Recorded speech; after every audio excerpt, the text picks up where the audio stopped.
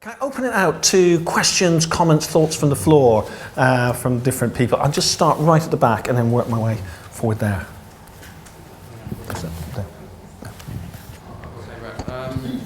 Oh, hello. Interesting points put forward. Very interesting.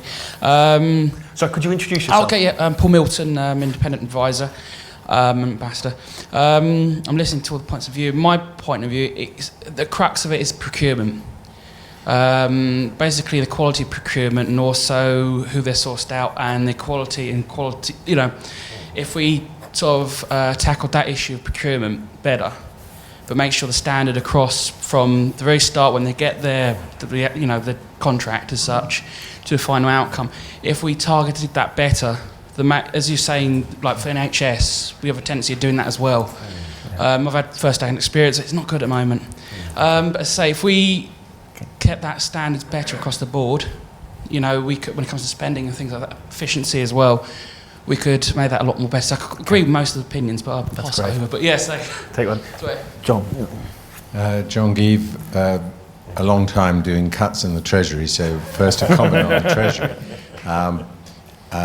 Actually, the Treasury, certainly when I was there, and I think still, is quite interested in fundamental reforms and what you get for your money as well as the money. But of course it has to be opportunist at a time when it's run up the biggest deficit ever in history. I think Nick Macpherson, the departing permanent secretary, said that he'd borrowed more money in his tenure than in the rest of the history of the Treasury. So you have to take the money where you can. And I think of the two examples that you homed in on, health and social care and prisons, two slightly different things are going on there. In prisons, you have a cycle of testing out. You know, new ministers come in, they say, I'm sure we can run this more efficiently, so you try and run it more efficiently, and you pare back the costs, and then at some point you pare back too much, and then you have to put them back in, and that is bad. You know, it's not an ideal way of running it, but that's what's going on, and in the end, you have to put back in enough prison officers to maintain order in the prisons, but probably not to do much rehabilitation. On health and social care, it seems to me that something more fundamental is going on. All the long-term projections, even going back to the 90s when I was doing this, show that we've got a really major decision point coming up about whether we tax a lot more and fund social care and health as we have done out of taxpayer money, or we shift a significant part of the burden onto the private sector and onto families. And so far, governments have not been willing to take a position on the transfer. And so it's sort of happening by stages in the social care front. And so that, I think, is a more fundamental issue. Okay, thanks, John. And I think I had one more question. Just the gentleman just behind you. I'll come to you next. Yes, I'm Nick Sharman from Boring Local Government.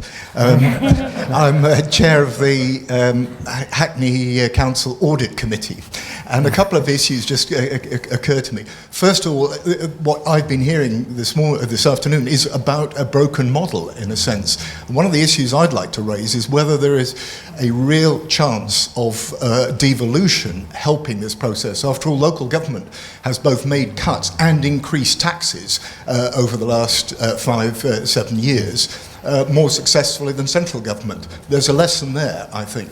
The other issue I wanted to raise was that of using performance tracking, because what you're, in a sense, is eyes firmly fixed on the rearview mirror, and then saying, gosh, it's all gone wrong, we should have got it better.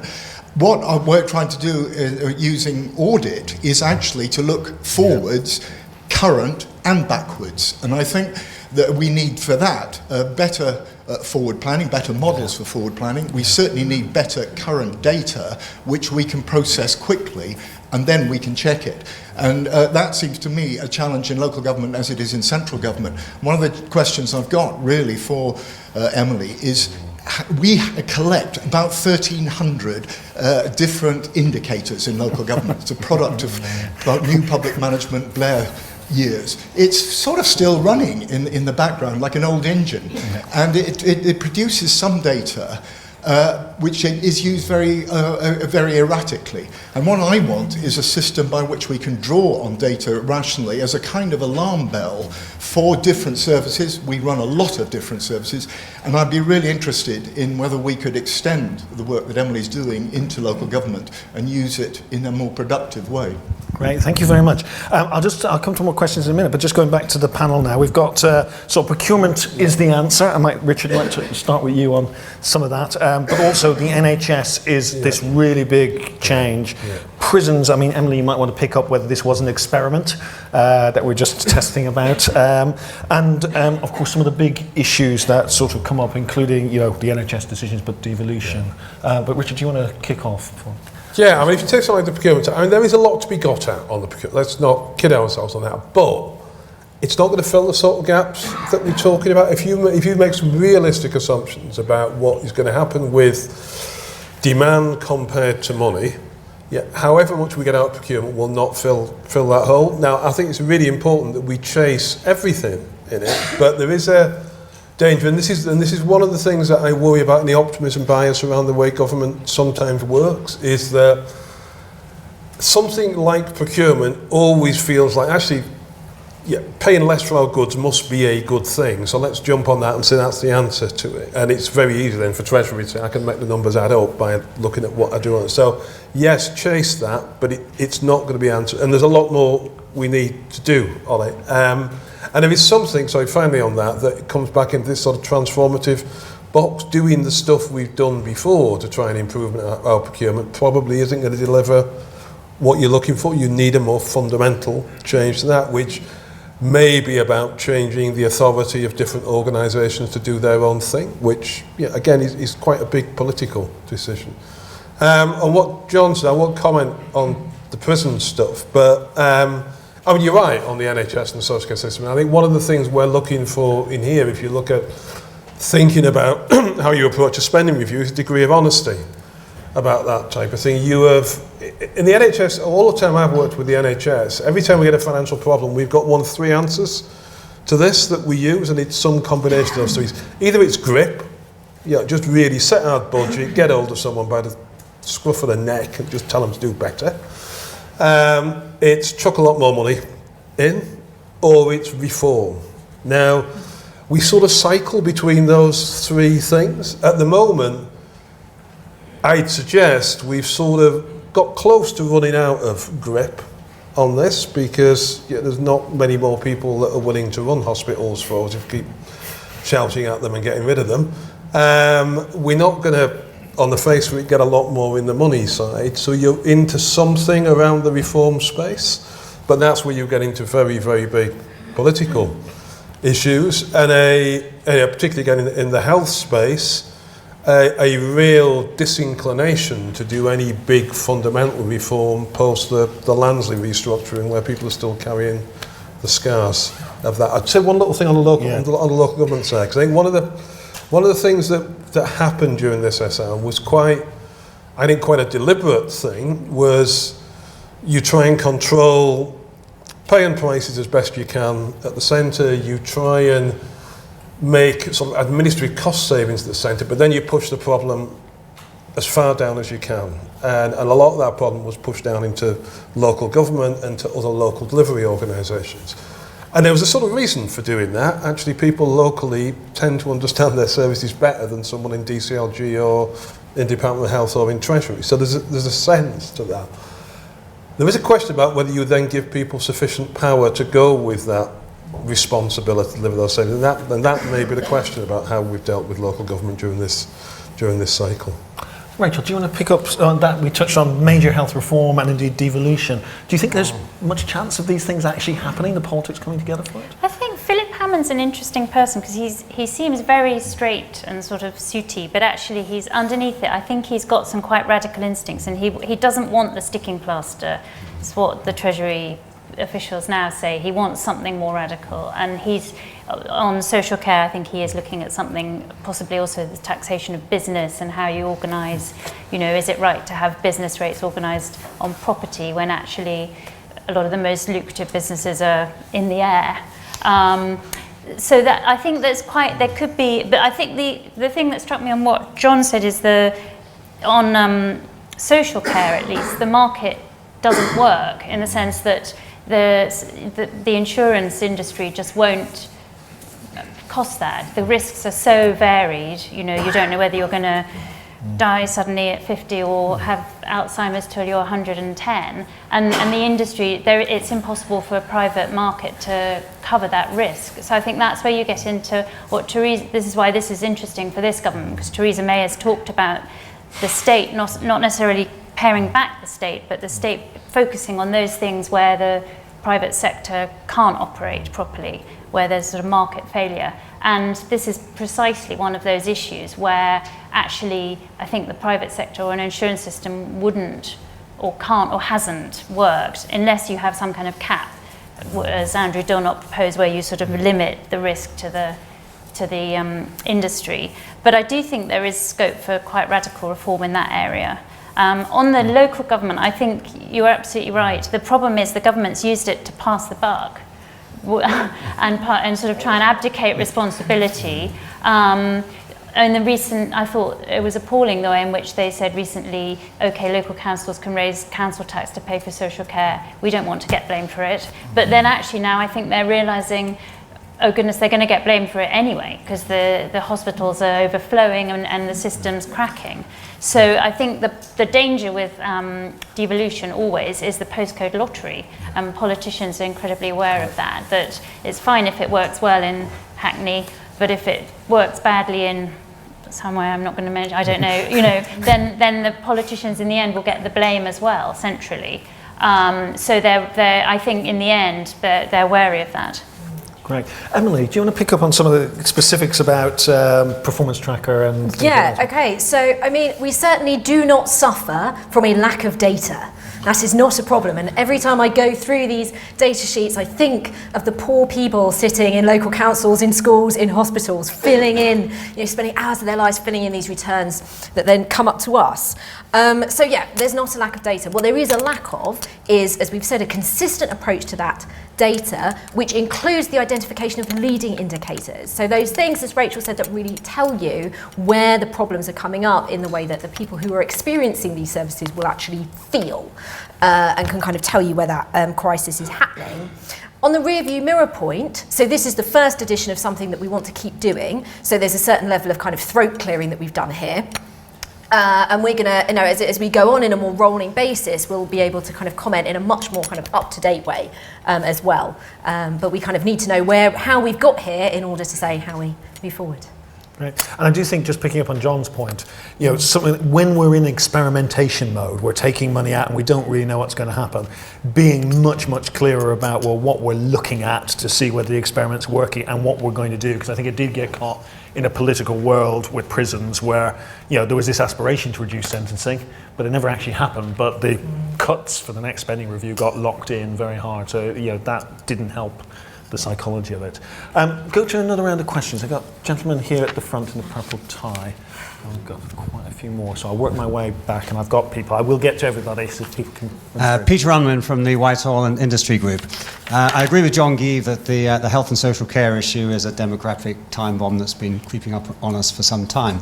But I don't think it should hide the fact that there are long-term efficiencies that could be made that the system as it is at the moment prevents. And I think two of the issues that prevent it are, one, silo-based budgeting, and secondly, the politics, and they're both linked.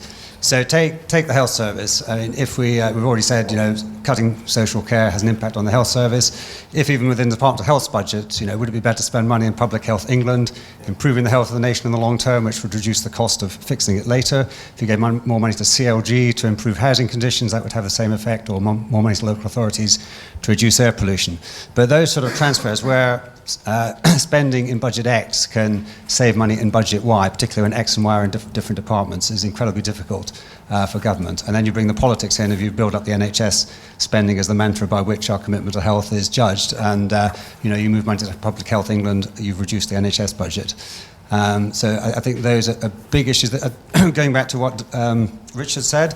The Treasury, to be fair to them, if you look at any spending review, they'll start with some cross-cutting reviews which will look at precisely those cross-cutting issues. But I think of all the reviews that are done, all the analysis done in budgets, those are probably the ones that see least the light of day at the end of the process. Excellent, thank you. And then just the lady back there. Thank you. I'm Louise Shaxson. I'm a researcher at ODI.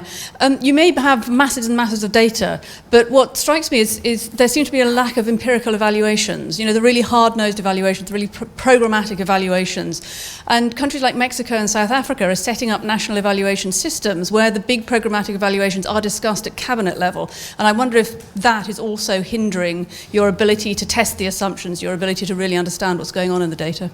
That's excellent. And then a gentleman just 2 rows behind. Thank you. Paul Nysarik from London Borough of Ealing. Really welcome the publication today. It's very helpful, very interesting. I guess 2 risks that I'd encourage Institute for Government and CIPFA just to keep an eye on, and they relate a bit to Richard's point earlier, I think. Risk 1 is when you look at data, it's quite easy then to search for control.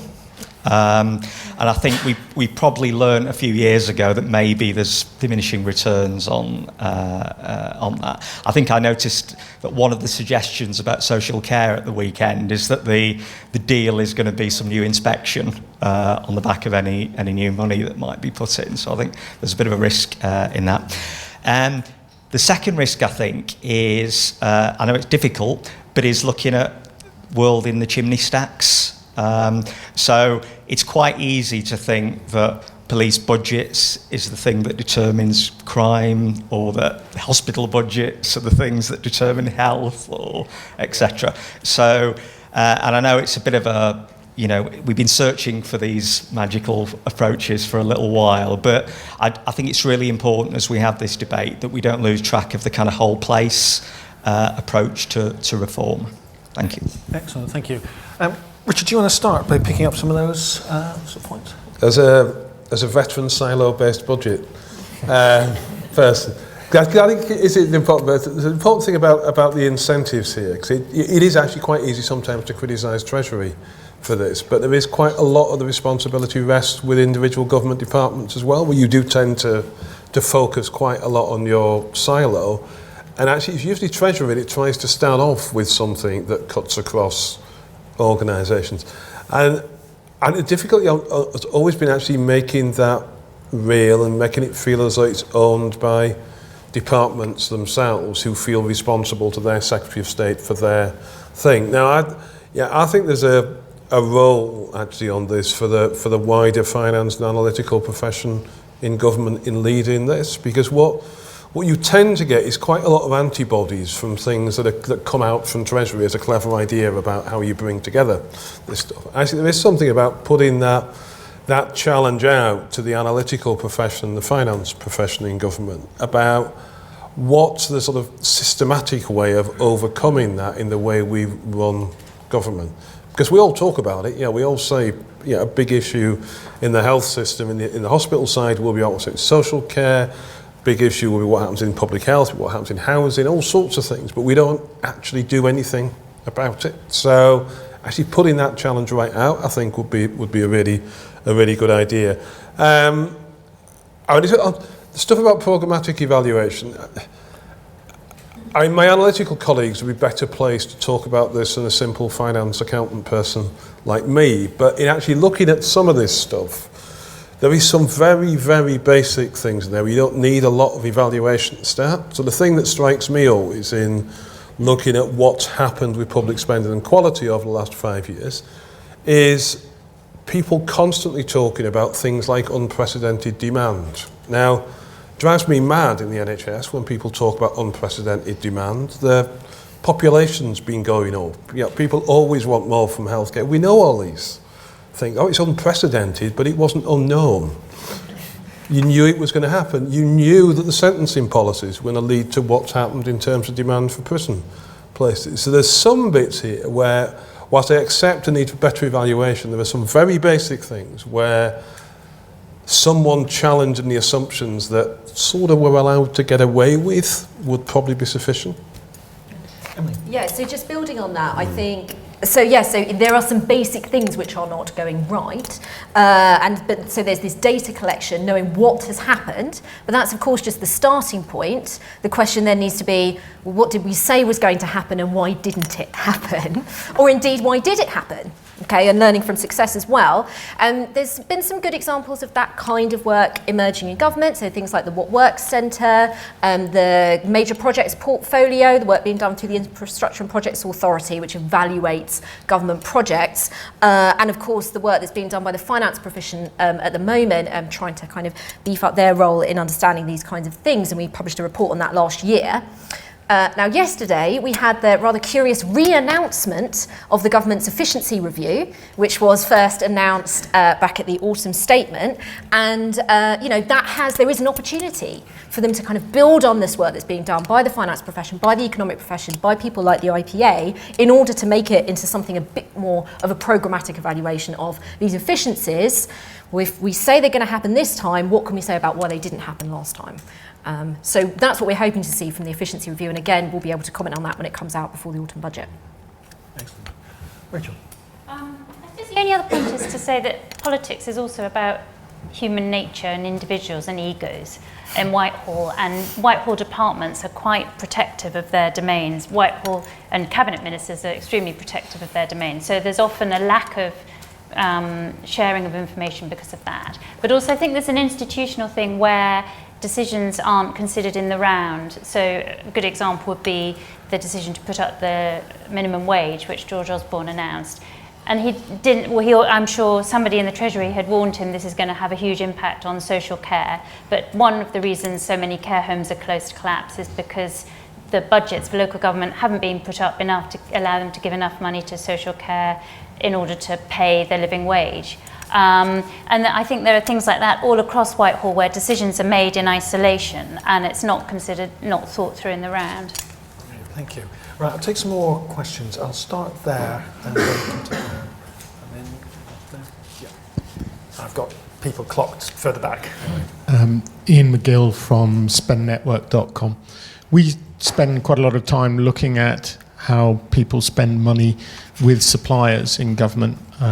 We have all of the spending data in place. And one of the things that we've seen is that it's very common for people to point at procurement and say, right, there's the problem. I mean, in local government, we're approaching nearly 50% outsourcing at this stage of budget.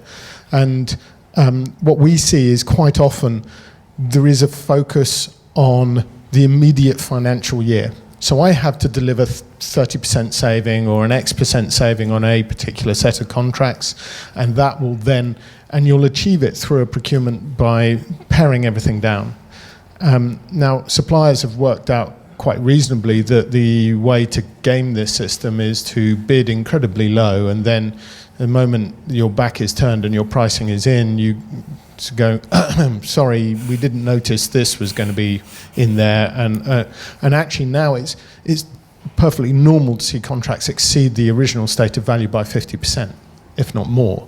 And I think that some of the things that are happening is about better management of contracts. It's not, the incentives are wrong because the pressure is to reduce cost at the upfront, but then actually when you're in there and you're managing the frameworks or you're managing the contracts, it's all going wrong.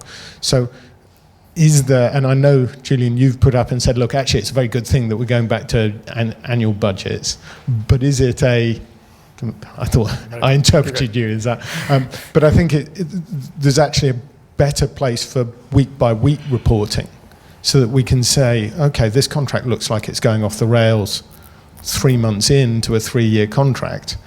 Are we sure it's going to be okay? And that's the same for all sorts of services. Yeah, I think on the budgets point, we think the Chancellor should stand up once a year. I don't think we think that performance management in government should take place once a year. Anne. Yes, Anne Beasley, just myself these days, but formerly Director General for Finance of the Ministry of Justice. A few points really. One is around the timescales for some of this, and I think this is why the sort of financial and reform timescale doesn't work with politics. And in fact, I think if we'd realised at the beginning, somebody said today, you know, we're now almost getting into sort of 10 years of austerity, or we will have done. If we'd known that at the beginning, whether we'd have tackled it very differently. But what you find, and so I spent a long time as finance director of the prison service, is that the conundrum is that you need to deal with yesterday's failures in the system while you're investing in preventing tomorrow's or today's failures and tomorrow's failures. And at a time when money's tight, you can't do that, and you end up just dealing with yesterday's failures. And how you kind of get round that at a time when money is so tight is really difficult. And I mean, I think that's the real dilemma, which is why I think, had we known it was going to be a decade at the beginning, we might have tackled it differently and invested. I think the other difficulty around the politics is and I think Emily referred to this, we now sort of live in this post-truth world where people can state anything as facts and there's no consequences when they lie blatantly. And I think that makes it very difficult for the public to actually believe anything they're told. Why can we not have a debate about changing health and social care? It's because nobody believes what they're being told anymore. I don't have an answer to that, but I think we have to crack that one if we actually want to get into reform. Excellent. Thanks, Anne. And this gentleman there. Come to you. John Matheson, immediate past president of SIPFA, and previously also the Director of Finance for the NHS in Scotland. So devolution I know a little bit about. The 3 comments. First of all, well done. I think this is excellent. I've just flicked through it. And I think going back to Anne's point, I think having an objective, independent assessment of the facts, so we can start talking about putting the politics around a single set of figures rather than binary figures or polarised positions, I think is very helpful. My only sort of slight comment on that, just flick through the report, is around the absence of as much quality measures as I'd like to see in the report. There's a lot about inputs, there's a lot about quantity, but in terms of quality around, if I stay with health, around infection rates, around readmission rates, etc., and just bringing that factor in there. A couple of other comments, if I may, just picking up the comment about public expectations and conversation with the public. So we can have a conversation with the public around funding, whether it's post-mortem, inheritance, whether it's the Japanese model in terms of hypothecated tax. But we should also be having a conversation with the public about their expectations in terms of care. And there's a book by a Harvard doctor called Atul Gawande, Being Mortal. And it's around recognising the fact that we spend 20% of the health resource on the last 6 months of life. And what's the added value of that investment, and how can we get into that conversation with the public around realism in terms of that? It's a difficult conversation, a serious conversation for a post-lunch, but it's a conversation I think that we need to be having, and it's about quantity and it's about quality. Going forward, I think we need to have 4 headings there. We need to have prisons, we need to have education, we need to have police, and then we need to have health and social care as a single heading. And we need to get into that, the point that was made about the benefit of bringing those budgets together, I think would be very helpful. And the final point I would make, delayed transfers was mentioned there, but the holy grail in terms of moving this forward is around delaying admissions and keeping people out of the hospital in the first place and getting upstream. And that's about quality housing, it's about quality education. And what I would like to see in the budgets going forward is, yes, inevitably with politics we'll get some more sticking plaster, but also some investment in health as opposed to illness. And looking at health improvement, health promotion, and looking at some long-term strategy coming forward as well in parallel. Thank you. That's great, thanks. Some really interesting issues there. Partly, I think, a cluster around how difficult it is to do reform when you're under lots of pressure in the short run, and some really good suggestions on the sort of system. Emily, do you want to start picking up a few of those? Yeah, so thank you for your statement on single set of figures. That's very helpful, actually, and a kind of helpful way to think about what we're calling on government to produce. And, you know, in terms of quality measures, I mean, in hospitals, we were just absolutely overwhelmed by data, and there's boxes and there's numbers and numbers and numbers and numbers. There could always be more. I'd be happy to hear if there's any particular ones that we think we need to be focusing on.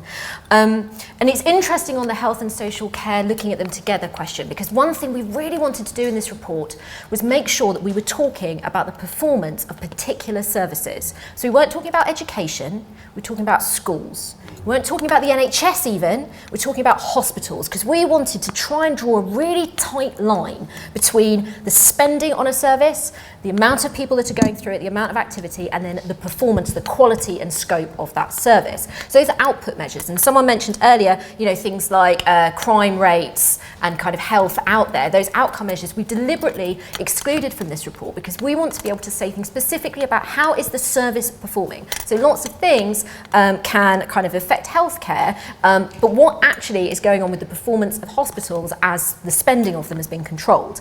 Now, as I say, this is an ongoing piece of work. And I mean, indicators that would allow us to look at the performance of health and social care together would be something really good to develop. Richard. Right. I mean, the thing about the single set of figures, I think this is important, that one of the things that struck me as we were going through all of this was you couldn't draw out a single set of figures anyway. So I came at this in a quite simplistic way, initially thinking, I can pick up the accounts of the Ministry of Justice, Department of Health, Department for Education. I can find a little line that will tell me this is what we spent on schools, this is what we spent on hospitals, and this is what the performance is like. Now, foolish me, having produced the accounts Department of Health for like 12 years, I should have realised it wasn't going to be that easy. But what's really interesting is there is a massive data everywhere, but actually trying to get your hands on a consistent time series that tells you this is what has happened was probably the most difficult thing in doing this, and that's probably across money even more than performance. It's a question for my old profession, it's still my profession, but my old government profession, about a constant change in how you account for things, a constant change in structures. So you can't actually track anything through. And if you can't track anything through, you can't have a single version of the truth, and no one can really hold you to account for it. So I think there's one of the things I would take away from this is there was a thing when we first kicked off the whole resource account and budgeting and PSAs and things, the whole idea was to actually attach spending to areas of service and to outcomes, basically, and try and find a way of tracking that over time. We sort of lost that about 10 or 11 years ago. There's maybe something about rethinking some of the way we present and track data within government. I mean, Emily said the answer on why we didn't do the health and social care. The other interesting point that comes out from this report, actually, in looking at things like the public health, the housing and other areas, is what strikes you a lot when you look at this, is those frontline services have been protected by each department by actually reducing the budgets in those areas that may help things downstream. So, the hospital spending has grown by a very much greater amount than the overall Department of Health budget. Now, where do you find that? You find it in public health, you find it in primary care, you find it in education. All the things that will have an impact in the future. That's an interesting, just sort of the way we've approached this and what it creates for the future. Yeah, I thought a couple of points on sort of post-truth and the big debates. I think the first thing is things like this, the performance tracker, are incredibly important for that reason, because these are facts. This is not post-truth. These are actually what's happening, and this is what on the ground is happening, but also the money that's going in. I thought it was interesting you highlighted, the government says it's 10 billion extra for the NHS. Actually, it's not quite. It's all dependent on efficiency savings, and it's counted over different years, etc. So making sure you're starting from the baseline is incredibly important. But there's also an element, and obviously we in the media have a responsibility to be responsible about some of these debates, and I think that's not always been the case, if we're honest. But then also there's the whole tone of political debate is very important. So just this morning I wrote a column about this inheritance issue, whether you could have some kind of post-tax on your assets after you die, which is just a very much vague idea being discussed in government and the cabinet. But within seconds, the Lib Dems have put out a statement attacking Philip Hammond for hypocrisy. Guido Fawkes has done a hatchet job. And actually to have a proper measured debate is quite difficult over some of these difficult issues. And tone matters, and also it's going to get more and more difficult the closer you get to an election. So as the Tories discover, they're now paying the price, if you like, for having attacked Labour for the death tax, and they're now realising actually that was a slightly oversimplified version of events, and you know, things they are themselves now having to look at some of these difficult decisions. The closer you get to an election, the harder it is. But also the importance of, on some of these big questions that aren't really party political, having cross-party discussions. I think on social care, I know there's a group of people, including Norman Lamb, Sarah Wollaston and Frank Field, who are meeting with Theresa May's advisors in Downing Street to talk about social care. And those kind of, obviously you can't take the politics out of politics, otherwise it wouldn't be democratic, but sometimes these issues aren't really party political or ideological. It's a question of long-term solutions. Yeah, I think that's a very good point. And I find it difficult to think of any of the measures we've actually looked at which have party politics to them. Yeah. Virtually everything and in this. Any of them are going to have to be taken, if another party wins an election in the next 20 years, they're going to be picking up the same policy issue. Big if. Anyway, our crystal ball stops there. Anyway, I'll take some more questions. Just there, and then go to the gentleman right at the back. Hello, Louis Coiffé, I'm Head of Education at Reform. My boss, Andrew Holdenby, will be very pleased to hear the R word repeatedly used today. It's building on that theme about thinking long-term, really. We talked right at the beginning about the fact that the NHS is a very visible area where there might be a failure, and so money gets poured in at the last minute. From my perspective, education is the ultimate kind of prevention, whether it's healthcare or crime or welfare benefit. But if we look at the projections from the OBR, healthcare spending is going massively up, education spending is going down. Will we have how do we get a government to think that long term? Okay, thank you. And gentleman right at the back.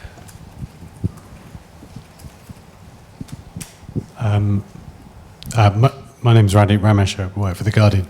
Could I just ask whether, I mean, data is a great thing. It's just that you could be framed by the data that you have. And in a sense, government releases data in the way it wants you to interpret things.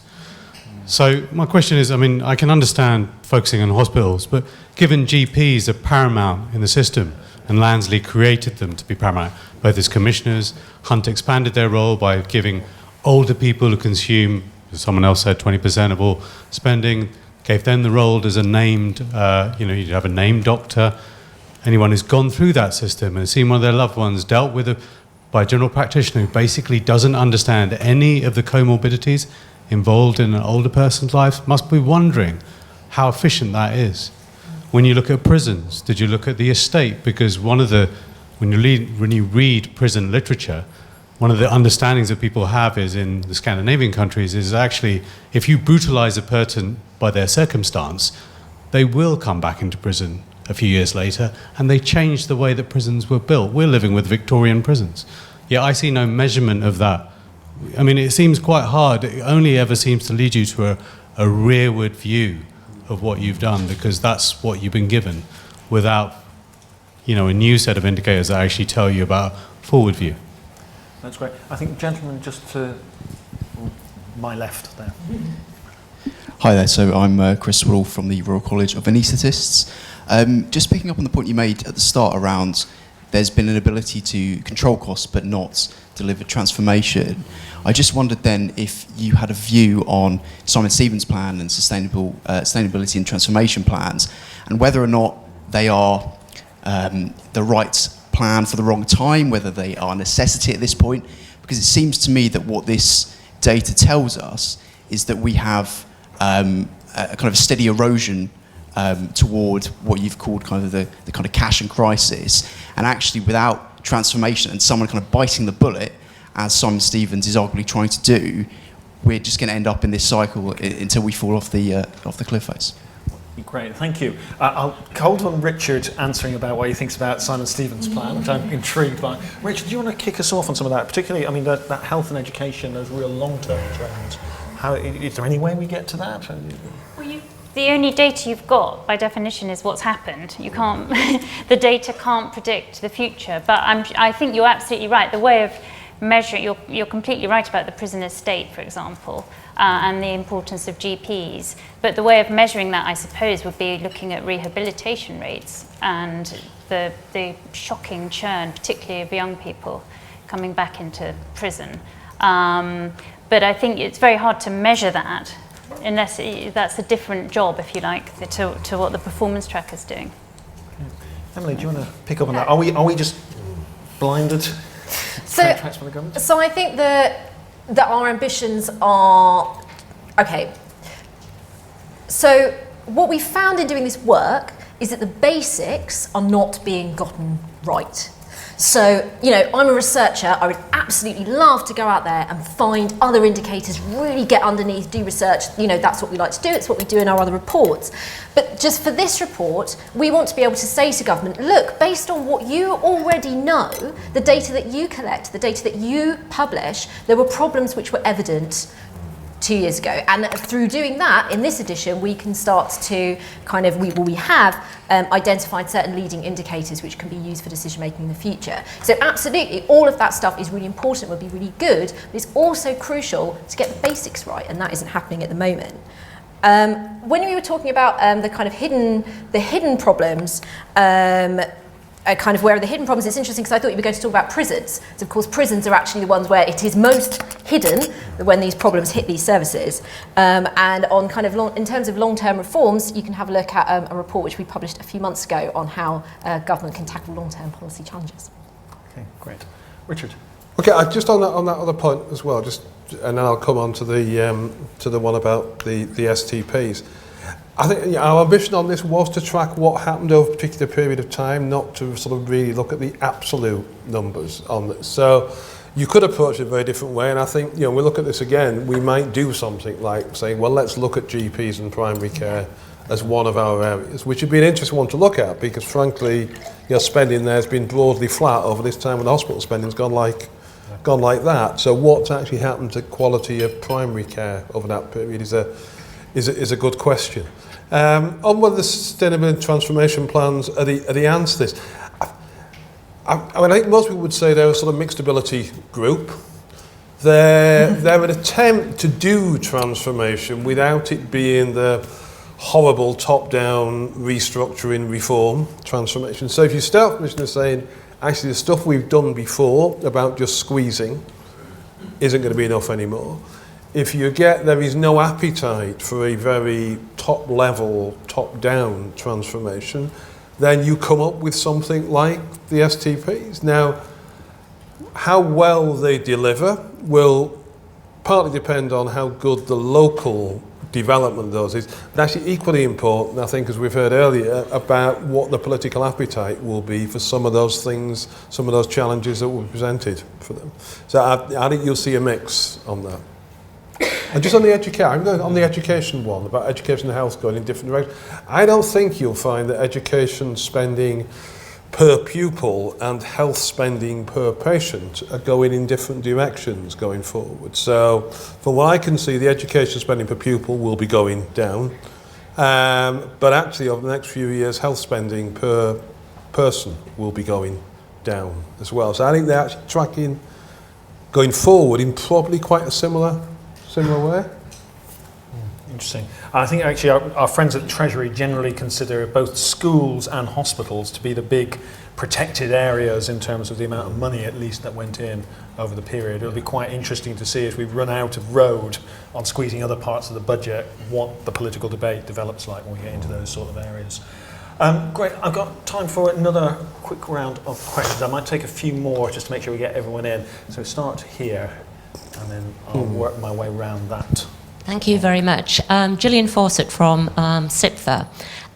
We've concentrated, obviously, for good reason, on the government, but thinking about accountability and Parliament, select committees should be demanding this sort of information in terms of to exercise good accountability. So my question is, how do you stimulate demand for that sort of information from parliamentary select committees? And in particular, it's even more vital thinking about Brexit. And, you know, I had a job of working in Parliament, working across all of the select committees, trying to help them to get better at asking the right questions about financial management and performance management of government departments. To say the least, it was very, very patchy across the select committees. So that's my question. Thank you. That's great. Get to James there. Hi, James Page from London Borough of Haringey. I just wondered what you were all thinking, just in terms of sharpening up what your advice to Philip Hammond is. So publish, track, but what would you really do differently? We saw over the weekend with disability benefits, the comeback was, well, there isn't any money, so what do you want us to do about it? We haven't got enough money to spend that much on things. And it seems, some of the answers that people are saying are fairly kind of straightforward in principle, so start to think a bit more longer term and look at transformation over time, invest where necessary, and I think there's just, what is the different kind of accounting and business budgeting cycle that actually you would rather see him go through in that sense? And I would just say also from a local government perspective, there are there's a lot of funds where you could see money going into a system that's meant to transform it and fails to. Pupil premium, as you alight on, hasn't really done it. Has the BCF really done it? And a lot of that, again, is the legacy issues, and it's a sticking plaster. And actually, it's a big pot of money, and it's meant for the right thing, but it doesn't necessarily achieve it. And yet, sometimes, and this is where the kind of nuance comes in, sometimes everyone sitting down and going, none of us can make our budgets work, is the way you get the innovation. Great, thank you. Just go to 2 rows back, that lady, and then come across there. Thank you very much. Tara Alice from McKinsey Global Institute. So I had one quick comment and then had a question for the researchers here. So we at the McKinsey Global Institute, we've been doing a global study on public sector productivity. And I know it's not been your focus on this report, but we've actually concentrated on looking at outcomes and not outputs. And what is really interesting about the education versus health globally, and when you look at the trends, is that in health, beyond a certain point, you don't tend to get better outcomes for more spending. You sort of hit diminishing returns, as economists would say. Whereas in education, there's a much clearer link between spending more and getting more in terms of attainment, essentially. So I think those kinds of questions are probably quite important in thinking about long-term allocative decisions. Obviously, they don't necessarily help in the short term in closing budget deficits and so on. My question to all of you is, there was that early period when you said that things were actually working quite well. So efficiencies were being gained and less money was being spent, and actually services scope and quality stayed about the same. What did people do? So what are the lessons we can learn from that success? Okay, excellent. And then lady just there. Gemma Buckland, I work for the Justice Select Committee, so I just wanted to speak up on behalf of the Justice Select Committee, not in the entire committee office. In relation to prisons, the committee in this parliament and the previous parliament published reports on prisons and predicted, I think, with remarkable accuracy what was going to happen to the prison system, and yet the government didn't seem to want to take much notice of it at the time, and it was only when they published the second report that Michael Gove did actually sort of start changing the funding arrangements, etc. And in relation to that, so the response that the committee had to that second report, which was published in May last year, the committee had asked that they had better information basically from the government to enable it to track more closely in real time, to the extent that that's possible, what was happening in relation to safety. And we've been waiting now for, the Minister gave us an undertaking that we would have that data in November.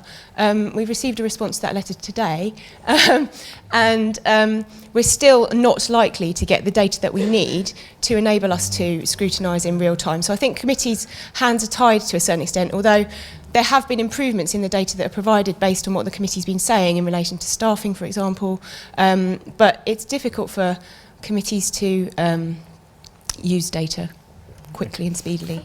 That's great, thank you very much. And just the lady here is the last one. I won't overload you too much.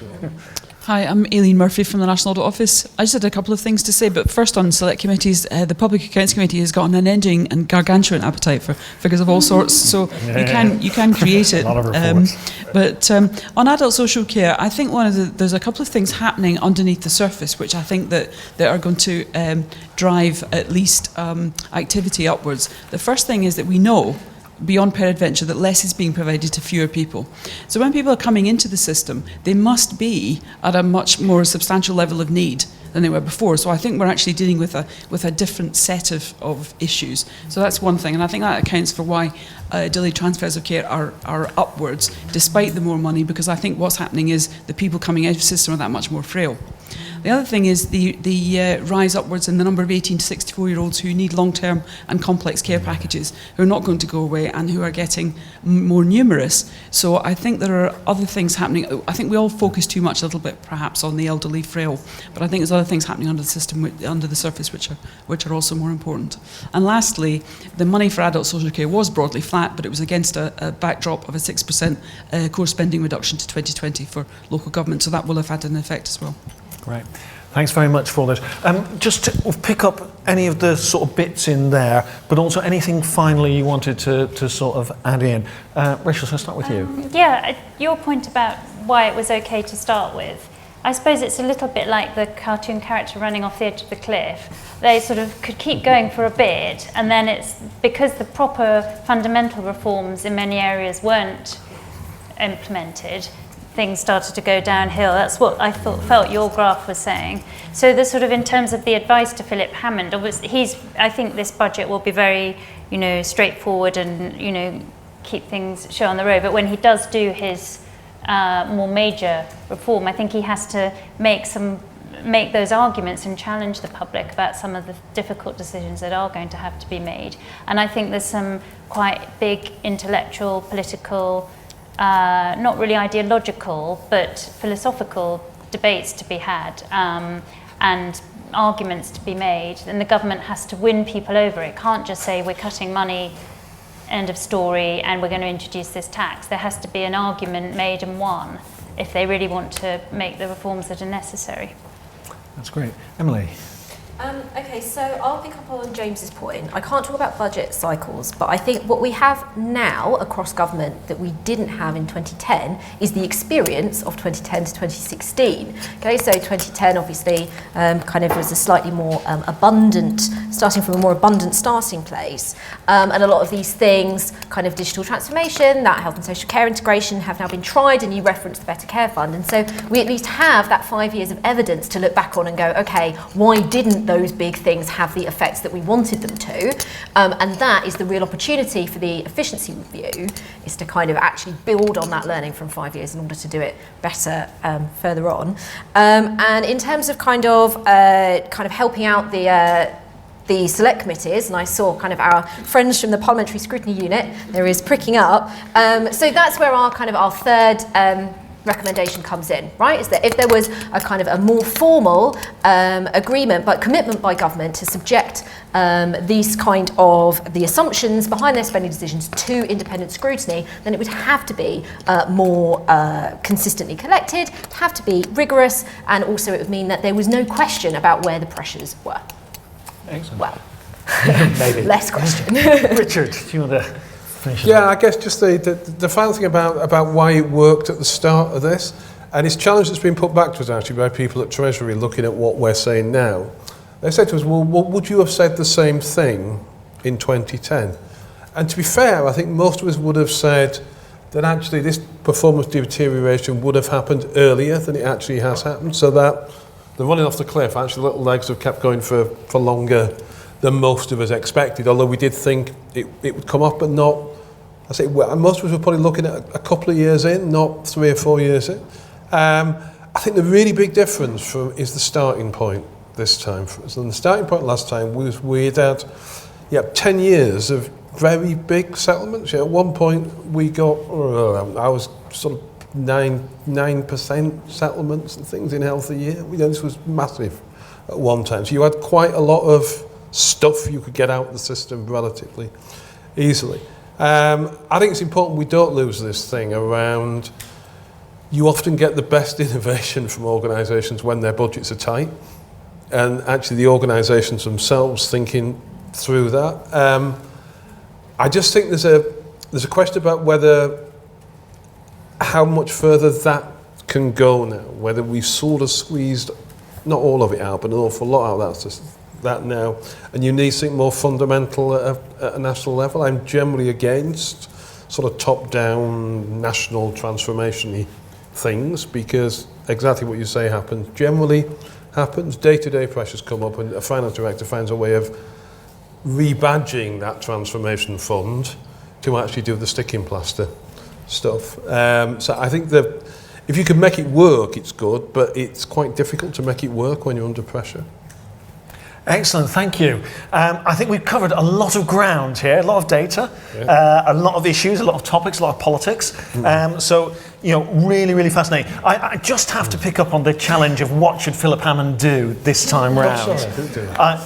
My sensible answer is, look, transparency really matters in this, because all of this is about avoiding debates that we, the British people, have to have. And the longer we go on using our government machines to obscure that rather than to clarify it, that's a problem for the politicians themselves, actually. So think about the transparency, think what you did with the OBR on wider government finances, think what we do on public spend. My wider answer is, of course, that the Chancellor, after he's done the budget, should take the weekend to read the collected works of the IFG, which provides you with many answers about how reform has worked and indeed failed in different areas, and ideas gathered UK and internationally about how you can really make it happen in the future. And on that note, I'd like to thank you all for coming today, and to join me in thanking our panel for a wonderful discussion.